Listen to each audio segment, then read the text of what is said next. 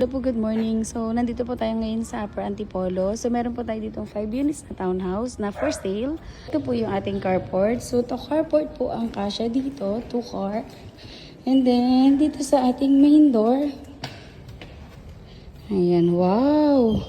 Ay, ang lawak po. So, dito yung ating living. Oh my God, ang lakas ng hangin. OMG. Tapos, yung ating dining. Then, yung kitchen po natin, mayroon na po din po siyang modular cabinet. Then, yung maid's room.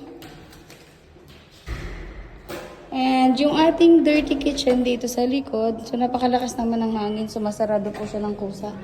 And then, kasi open po dito. Ayan. So, dirty kitchen, laundry area. And yung shower area po. I mean, common toilet and bath.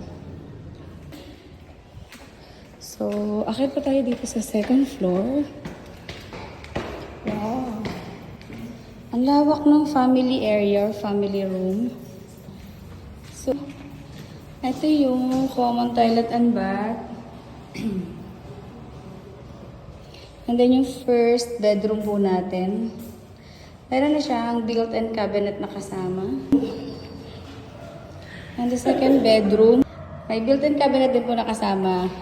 And then, doon tayo po sa master's bedroom. Ang laki naman. Wow. Panalo. Ang laki. And merong balcony. Tapos, ito yung ating toilet and bath. Dito sa ating master's bedroom.